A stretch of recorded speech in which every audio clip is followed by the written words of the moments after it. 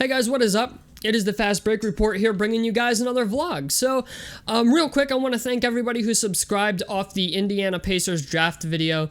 That went better than I anticipated it to, because I don't think Benedict Mathurin is as high on people's draft boards as he probably should be. I know ESPN has him ranked at like the 11th best overall player, but I think he's actually a little bit higher than that. But anyway, let's go ahead and get into the topic at hand. Deandre Ayton. I've wanted to talk about this for a while, but I wanted the draft lottery to get over first before I did. I just wanted that to happen so I could talk about it first and then talk about this, because it just seems like at the time that was the hotter topic. And I'm going to be honest, just off rip, I think the relationship between the Phoenix Suns and Deandre Ayton is over. I think it's over. And the reason I say this is because, in case you guys didn't know, or maybe you didn't watch Game 7, I didn't watch much of it after I saw like the first half score. But Deandre Ayton only played 17 minutes in Game 7 against the Dallas Mavericks. He scored 5 points, had 4 rebounds, and 2 assists. And for whatever reason, there was a disagreement between Deandre Ayton and the Phoenix Suns head coach, Monty Williams. And Monty Williams literally sat Deandre Ayton for the rest of the game and didn't play him. And I think to myself, do you realize how agitated, how pissed off you have to be to sit arguably your second best player at the time, because Chris Paul's been playing like ass during the playoffs. I mean, he played like shit that entire series. Luka Doncic and Jalen Brunson were just doing whatever they wanted to Chris Paul and scoring on him. So at the time, it would appear as if Deandre Ayton was like their second best player.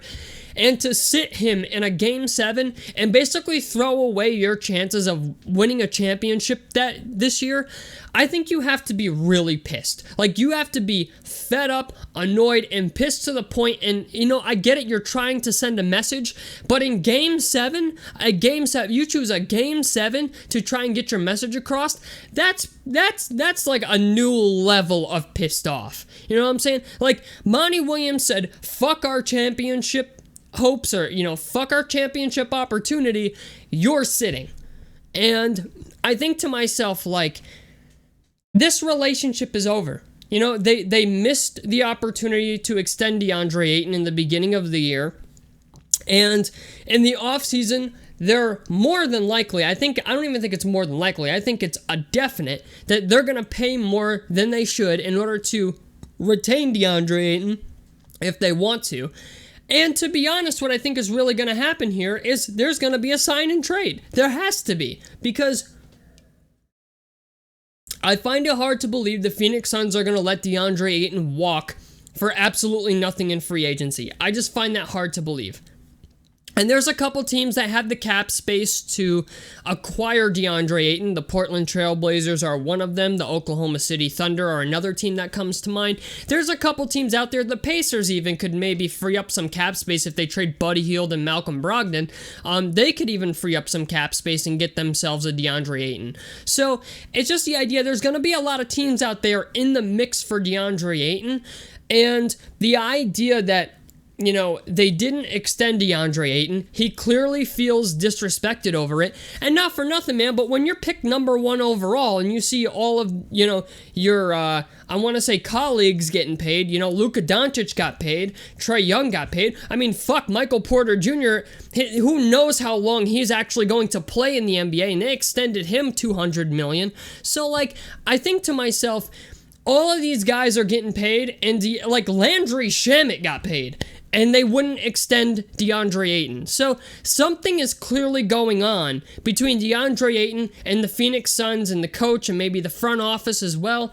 I mean, it's known at this point that the owner of the Phoenix Suns doesn't like to go over the luxury tax. He's got things going on outside of basketball that he needs to take care of.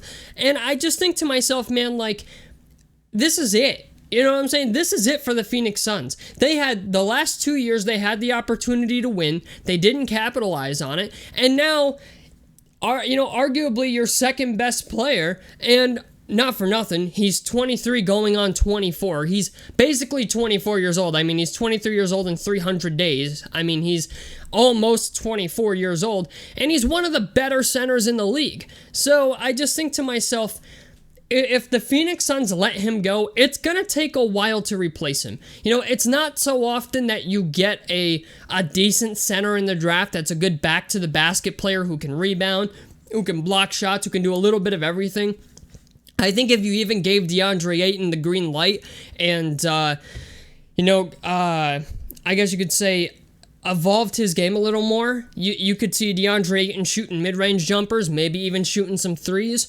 You know what I'm saying? It's just Deandre Ayton has the ability to do a lot of stuff, and it's not often you get a talent like that in the draft. It's not even very often that you get the number 1 overall pick, and they got it. They drafted Deandre Ayton and have now just decided, like, fuck it. You know what I'm saying? So I don't know what a trade will look like for Deandre Ayton at this point. All I know is this relationship is over. Okay, I definitely believe that at this point, this relationship is over. The only way that I see this relationship getting amended is if 2 things happen, okay? And the 2 things that I think need to happen if Deandre Ayton's going to come back to Phoenix, and I think one of them is very unlikely. The first one being, they have to pay him the max and match whatever max another team pays him. So not only are they going to have to re-sign him, but they're going to have to pay more than they should have for him. That's the first thing. Okay? The second thing is they're going to have to fire Monty Williams. I don't know why, but it seems like there is an obvious rift between Deandre Ayton and Monty Williams. I don't know what that rift is. Maybe it's something going on behind the scenes. Maybe Deandre Ayton doesn't like his playing time. Maybe he doesn't like the way he's being utilized. Maybe Monty Williams doesn't like the idea of the way Deandre Ayton rotates on screens or whatever. It could be a plethora of different fucking things, okay? But the idea that Monty Williams has led them to 2 straight winning seasons and even went to the NBA Finals last year, I find it hard to believe that they're going to get rid of Monty Williams. And the idea that Chris Paul pretty much loves Monty Williams as well, I feel like they're going to go with Monty Williams before they go with Deandre Ayton. And you know what, man? All of this could have been avoided. It could have all been avoided if they just re-signed him when they had the opportunity to in the beginning of the year. But I also wonder, like, how long has this stuff been going on? You know what I'm saying? How long has Deandre Ayton not been getting what he wants in Phoenix? And don't be surprised if you start hearing this stuff, aired out in the media over the summer. You know what I'm saying? I think, I'm not going to lie, I really think they're going to air this bitch out over the summer. I'm not even kidding. The Phoenix Suns are going to throw shit out there. DeAndre Ayton's party or, his agent or whatever is going to put shit out there.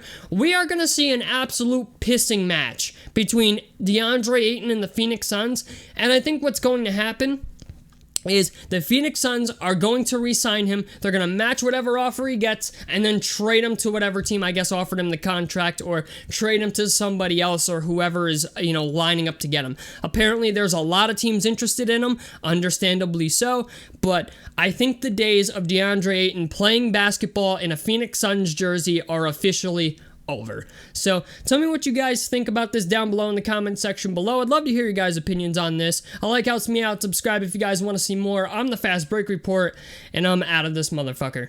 Peace, guys.